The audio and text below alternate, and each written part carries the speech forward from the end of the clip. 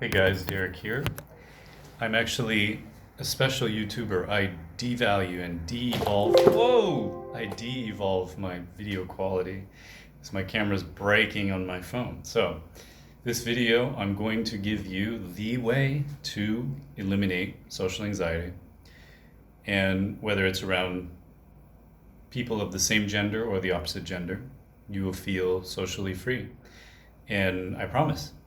And like, there's a lot of stuff out there, and I tried stuff for 10 years that it didn't work for me because the world was telling me that this is what you do, and the world was benefiting from my ignorance, trying out all these methods, buying books and all this stuff because I wanted to be free from it. The world was telling me that it's normal and you should just accept that everybody has anxiety, but I'm like, I don't want a mediocre life. I don't want to suffer. I want to be done with this, you know? And I'm like, I just believe there's got to be a way to get rid of it. It doesn't just go away with age because there are many guys who I've seen who are still like older, but they still have it. Now there's, again, so many methods I looked into. Let me just give a funny example. It's called EFT. You're pushing pressure points in your body. There's many other examples, many other methods where it's like you're trying to relax your body. You're forcing your body to relax in a way that is physical. Basically, when you're in your head and you have anxiety, you're here, right? Acupuncture or acupressure is great for you, but it's for a different reason because you're bringing your awareness out of your head, out of the negativity. That's why a lot of people, they need meditation or they need something to get out of the negativity and into the body. Like I could, if I want to heal you from your negative thinking, I could come up and I could punch you in the stomach, and all your attention is going to go to your stomach and you're going to forget all your problems and you're going to be like, wow. And for some reason, you're going to feel better. This is kind of why, like when people get an illness and they fall into the deep illness where they like the problem in their life is not the problem in their head anymore, it's the illness itself, and they can recover from that. It's like the body telling them, about the problem. So let's get into it. Okay, I promise this will heal your anxiety, but I'm saying that there's no easy fix. Now, what does the anxiety come from? There is a lack of love in our life. So let's say I want to go to a party. I'm worried that in this party there are people who I don't know. People who I don't know. I don't love people who I don't know because I don't know if they're going to love me. That's the standard by which I live, by which the world lives. We are not aware of our power of creating love. And so when I go there, my mind is completely open. I don't have a foundation of truth that I believe in, so I'm not really believing that there's one truth out there about what people really want. And what we really believe in our hearts and our minds, like whether we're living that or not, or whether we really believe something, it's always running in our subconscious. So if I'm really open to like, maybe I believe this, maybe I believe that about the world and about life, and maybe I'm afraid to like believe in something, right? Then I'm very open, and the world is kind of scary because there's no truth that I'm believing in. It's like there's so many different like views out there, and the world is teaching us like don't like it's offensive to believe in one thing and to state it as your belief or as your truth. You have to be open and not offend anybody with whatever. So let's say I'm thinking that way, and I'm like, I need someone to show that I can trust them before I can love them. And it depends on the people that you talk to, how loving of a culture do they come from? How do you interpret their signals? Are you going to interpret, do you have a negative or positive connotation when they look at you? When I look at, like, do I see someone when I see them, are they going to remind me or make me feel like I can get what I want in life? Or are they not? Are they going to try to put me down or lift me up? Like, there's a million things I could talk about of why people struggle with social anxiety. Let's say also around women. Is this woman going to fulfill my need? Or even, is this woman going to make me feel more confident that my need of love from a woman will be fulfilled? Am I going to leave the conversation either getting her to like me? Well, actually, that's what it is. Either getting her to like me so I can form a relationship with her, or getting her to like me so that I will feel more of like a man. It's so funny because it's so normal these days to think like this, but now I think it's ridiculous. So, what is the answer? What is the answer? I got to build it up for you guys because there's so many techniques out there. The EFT method is also, I read the book of the guy who did it, because again, I was searching for answers too. I read the book. He said, you should spend 4 hours a day doing this. So this is someone who swears by it, but they've gotten so into it that it's like become their life, and it's very unnatural.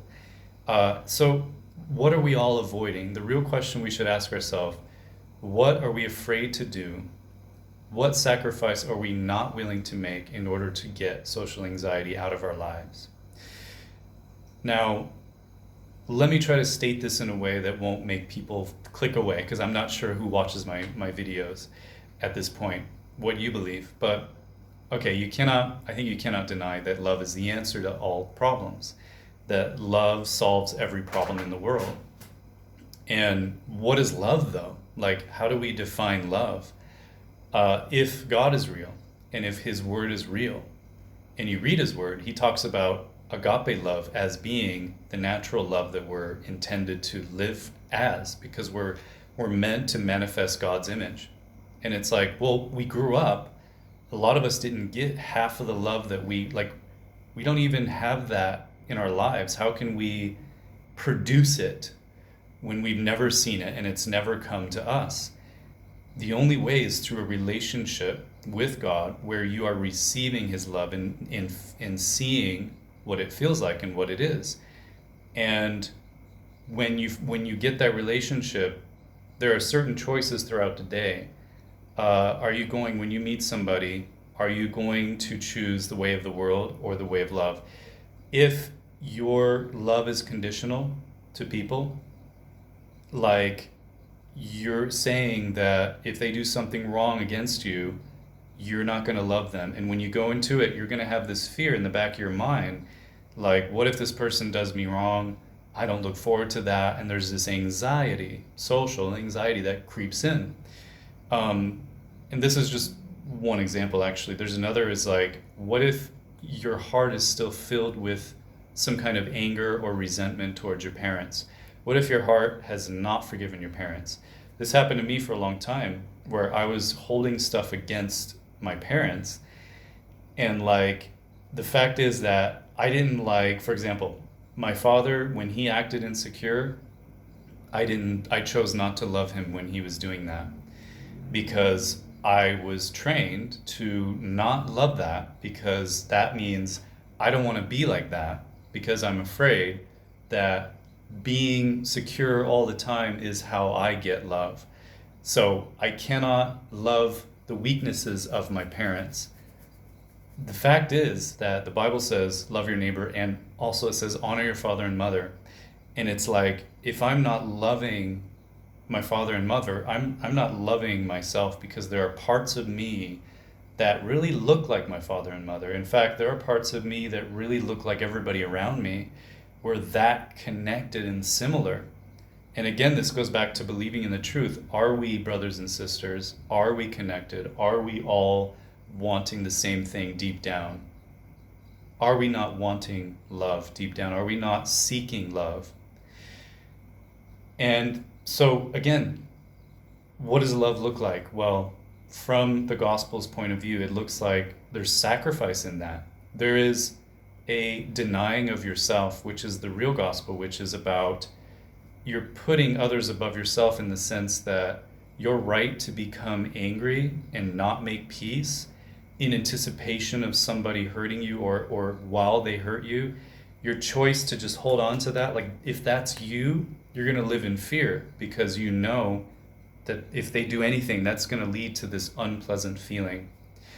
Or what if your insecurity comes out that is stemmed from your parents, that you've chosen not to love, or that you've like chosen to not forgive, or that you don't like, right? And it's like anything that makes you not love them is all, or not love people, it's all linked to idolatry.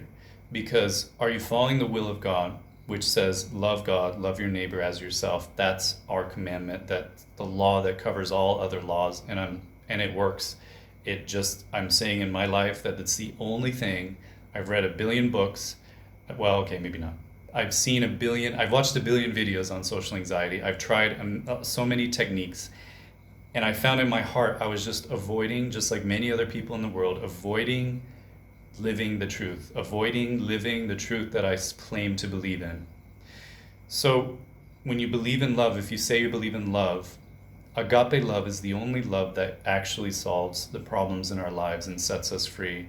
Because Jesus told us to surrender ourselves. That's like, he said, deny yourself, pick up your cross and follow me. That means you're getting rid of this right to be offended, this producing sin in you if someone sins against you. It's like you're like, well, if they sin against me, I'm gonna produce in me.